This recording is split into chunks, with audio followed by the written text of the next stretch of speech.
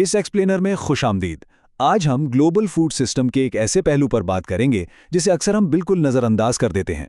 हम देखेंगे कि गोश्त की पैदावार के वो कौन से पोशीदा असरात हैं जिन पर कोई बात नहीं करता, और साथ ही इस हैरान अंगेज साइंस को भी समझेंगे जो लफ्जी तौर पर कचरे को कीमती वसाइल में बदल रही है। तो चलिए सीधा एक बहुत ही हैरानकुन हिंदे से शुरुआत करते हैं। 23 अरब। जी हाँ, इस वक्त पूरी दुनिया में 23 अरब से ज्यादा पोल्ट्री जानवर मौजूद हैं। जरा सोचें, ये इतना बड़ा नंबर है कि इसका तसव्वुर करना भी मुश्किल है। और जाहिर है, इतनी बड़ी तादाद का मतलब है रोजाना पैदा होने वाले फजले और बाय प्रोडक्ट्स के ऐसे पहाड़ जो हमें नजर तो नहीं आते लेकिन वहां मौजूद जरूर हैं।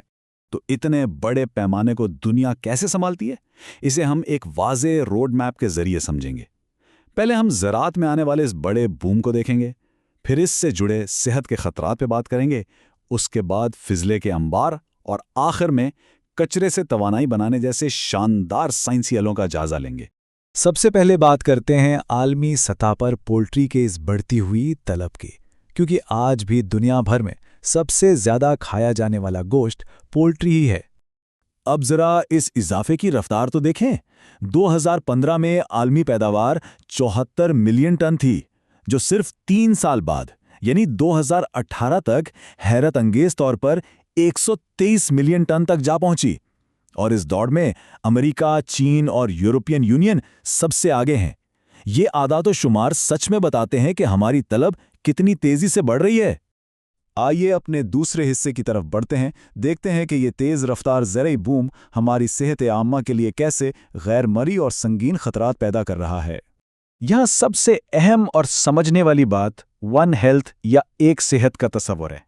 इसका मतलब सीधा सा है कि जानवरों की सेहत और हमारी यानी इंसानों की सेहत आपस में जुड़ी हुई है। अब होता यह है कि ज़राअत की इस बेतहाशा डिमांड को पूरा करने के लिए पेनिसिलिन और ऑक्सीटेट्रासाइक्लिन जैसी एंटीबायोटिक्स का बहुत ज़्यादा इस्तेमाल किया जाता है, जो कि ज़ाहिर है एक बहुत ही तशवीशनाक बात है। और इसका सबूत लाहौर में होने वाली एक रिसर्च के ये चश्मकशा अदादोशुमार हैं। हाई परफॉर्मेंस लिक्विड क्रोमेटोग्राफी जैसी इंतहाई हसास टेक्नोलॉजी से यह साबित हुआ कि बाजार में बिकने वाले चिकन के 28% से ज़्यादा नमूनों में ख़तरनाक एंटीबायोटिक बाकियात मौजूद थीं। और बात सिर्फ चिकन की नहीं है, बीफ और मटन में भी ये शरह 23 और 20% के करीब रही। क्या यह परेशान कुन नहीं है? अद्वियात के इन असरात से हटकर आइए तीसरे हिस्से की तरफ चलते हैं, क्योंकि हमारी इस ग़िज़ाई तलब का जो जिस्मानी फुजला या बाई प्रोडक्ट है वो भी कुछ कम परेशान का नहीं है। इसको एक मिसाल से समझते हैं। अगर आप एक आम तकरीबन 1.8 किलोग्राम के ब्रॉयलर चिकन को देखें तो ज़िबा होने के फ़ौरन बाद उस एक परिंदे से इसी ग्राम पर 70 ग्राम खून और 200 ग्राम अज़ा फिजले के तौर पर निकलते हैं। बज़ाहिर तो ये सिर्फ एक परिंदे का फुजला है, लेकिन ज़रा सोचिए, जब ये तादाद अरबों में हो तो ये कितना बड़ा पहाड़ बन जाएगा।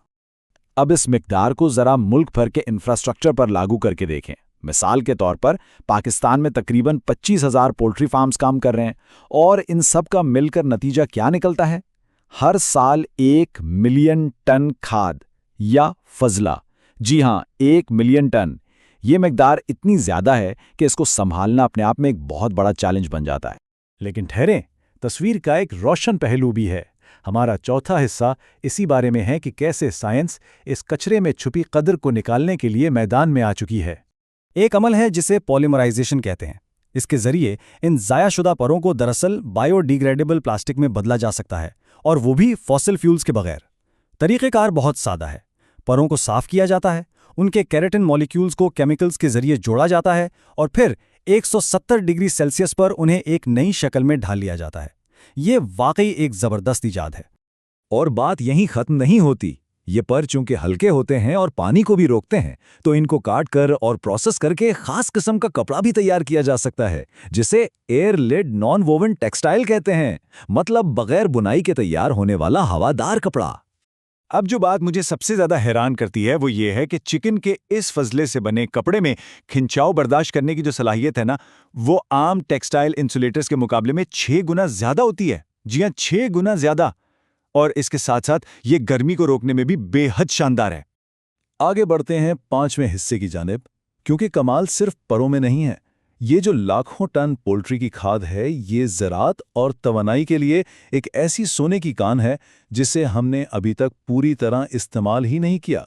जब इस फुजले को जरासीम कम करने के लिए मुनासिब तरीके से कंपोस्ट किया जाता है तो ये एक इंतहाई बेहतरीन फर्टिलाइजर बन जाता है। ये खाद नाइट्रोजन, फास्फोरस और पोटेशियम जैसे ज़रूरी ग़िज़ाई अज्जा से बिल्कुल भरी होती है, जो कि किसी भी ज़मीन की ज़रख़ीज़ी को बढ़ाने के लिए बिल्कुल परफेक्ट हैं। इससे भी ज़्यादा कमाल की बात यह है कि एनारोबिक डाइजेशन के ज़रिए यानी हवा के बगैर गलने सड़ने के अमल से इस फजले में मौजूद कार्बोहाइड्रेट्स और प्रोटीन्स को तोड़कर मीथेन और कार्बन डाइऑक्साइड निकाली जा सकती है। इसका सीधा सा मतलब यह है कि हम माहौलियात के लिए एक बहुत बड़े खतरे को काबिल तजदीद बायोगैस में बदल सकते हैं, है ना कमाल? लेकिन अब आते हैं छठे और आखिरी हिस्से की तरफ, यानी फजले को ठिकाने लगाने की असल हकीकत। क्योंकि अब साइकिलिंग की इन तमाम शानदार टेक्नोलॉजीज़ के बावजूद ज़मीनी हकीकत काफ़ी मुख्तलिफ और मसाइल से भरी हुई है। बदकिस्मती से आज भी यह सनत कुछ बहुत ही पुराने और नुकसानदेह तरीकों पर चल रही है। फिजले को ज़मीन में दफन करना, आलूदगी फैलाने वाले तरीकों से जलाना, जानवरों की खुराक के लिए मैकेनिकल रेंडरिंग, कैंचुओं के जरिए वर्मी कंपोस्टिंग या फिर भट्टियों में इंतहाई ज़्यादा दर्जा हरारत पर जला देना, ये सब आज भी आम तरीके हैं। और असल अलमिया ये है कि इन तमाम बेहतर टेक्नोलॉजीज़ की मौजूदगी के बावजूद हैरान कुन तौर पर 65% फार्म्स अपने फुजले का महफूज तरीके से इंतज़ाम करने में बिल्कुल नाकाम रहते हैं। 65%, जिसका सीधा सा नतीजा ये निकलता है कि हमारा ज़ेर ज़मीन पानी आलूदा होता है और ख़तरनाक बीमारियां फैलने का खदशा रहता है। अब जैसे जैसे हम साल 2050 की तरफ बढ़ रहे हैं और दुनिया भर में गोश्त की मांग में मुसलसिल इजाफा हो रहा है, हमें रुक कर ये सोचना होगा कि क्या हम इन पोशीदा बाय प्रोडक्ट्स को संभालने के लिए वाकई तैयार हैं? अगर हमारे खानों से पैदा होने वाले इस कचरे को आज सही तरीके से नहीं संभाला गया तो मुस्तकबिल में खराक के तहफ़्फ़ुज़ का और हमारे इस सैयारे की सेहत का मंजरनामा कैसा होगा? ये वो सवाल है जिसका जवाब हम सबको मिलकर ढूंढना है। इस एक्सप्लेनर में हमारे साथ जुड़ने का बहुत शुक्रिया।